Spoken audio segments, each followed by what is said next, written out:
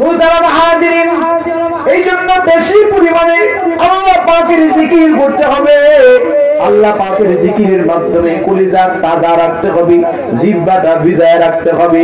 যার জবানে আল্লাহ পাকের জিকির যত বেশি হবে, আশা করা যায় ইন্তেকালের আগ মুহূর্তে জবানে আল্লাহ পাকের জিকির চালু হয়ে যাবে। এমন অনেক ঘটনা জেনেছি, এমন অনেক বর্ণনা শুনেছি। আল্লাহ পাকের জিকিরের তালিমাত তালকিন দেওয়ার জন্য মনুষ্য ব্যক্তির সামনে হাজির হয়ে গেছি। মনুষ্য ব্যক্তির সামনে দাঁড়ায় ইমাম সাহেব তালিম দেয়, তালকিন দেয়, লা ইলাহা ইল্লাল্লাহ, লা ইলাহা ইল্লাল্লাহ। আল্লাহর বান্দার চেহারাটা আরেক দিকে ঘুরায় নেয়, আবার ওই দিকে গিয়া তালিম দেওয়ার পরে চেহারা আরেক দিকে ঘুরায় নেয়, আবার যখন তালিম হবে যেই দিক থেকে অন্য দিকে ঘুরায় নেয়।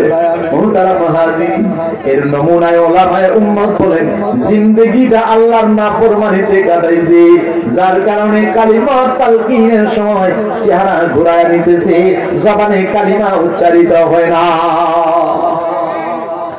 আর বিপরীত দিকে যারা আল্লাহ পাকের জিকির করতে করতে দুনিয়া থেকে বিদায় হয়েছেন, এমন মানুষগুলোর সম্পর্কে আমরা জানি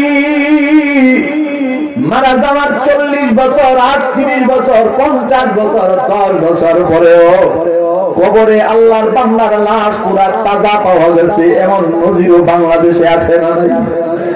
কারণ জিকির করতে করতে বিদায় হয়ে গেছে। জিকির যদি কারো জবানের শেষ কথা হয়ে যায়, আল্লাহর নবী বলেন ফাদাখালাল জান্নাহ, আল্লাহ তাআলা তাকে জান্নাতে প্রবেশ করাবেন। কবরেও তার কোনো ভয় নাই, চিন্তা ভাবনা নাই, টেনশন নাই, পেরেশানি নাই, হাসরের ময়দানও পেরেশানি নাই, কিয়ামতের ময়দান, পুলসিরাতের পুল, মিজানের পাল্লা, হাউজে কাউসার, এগুলা নিয়ে কোনো পেরেশানি নাই। লা খাউফুন আলাইহিম ওয়ালা হুম ইয়াহজানুন। মুহতারাম হাজিরিন, ওই যে কুড়িগ্রামের জমিনে বাসিরউদ্দিন ঘুঘু মুন্সি লোকটার নাম, আল্লাহর বান্দার ইন্তেকালের 38 বছর পর ওই যে ধরলা নদীতে কবর ভেঙে তাজা লাশ বের হয়ে আসছে। দাওরায়ে হাদিস পর্যন্ত মাদ্রাসার মুহতামিম সাহেবের বর্ণনা হলো নিজ হাতে বাসিরউদ্দিন ঘুঘু মুন্সির লাশ পুরান কবর থেকে তুইলা নতুন কবরে রাখার জন্য তুলেছেন তিনি। বলা হয়েছে, তিনি বলেছেন পুরাতন কাপড়ের কাপড়টার মধ্যে নদীর পানি, কাদা মাটি দিয়ে কাদা লেগে গেছে, এই জন্য বাজার থেকে একটা নতুন কাপড়ের কাপড় না পেয়েছিলাম। পুরাতন কাপড়ের কাপড়টা টেনে টেনে দেখলাম, আর নতুন কাপড়ের কাপড়টা টেনে টেনে দেখলাম। হুজুর 38 বছর আগের কাপড়ের কাপড়ে বর্তমান বাজার থেকে কিনে আনা কাপড়ের কাপড়ে কোনো পার্থক্য নাই। জিজ্ঞাসিলে মুনকার নাকির,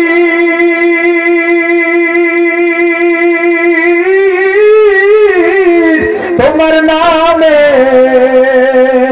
করব জিকির, বুঝবে তারা আমি তোমার, বুঝবে তারা আমি তোমার প্রেমে দিওয়ানা।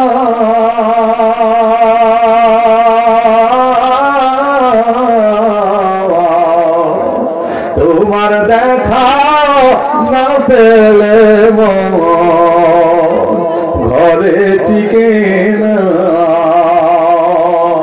তোমার দেখা না পেলে ঘরে টিকে না।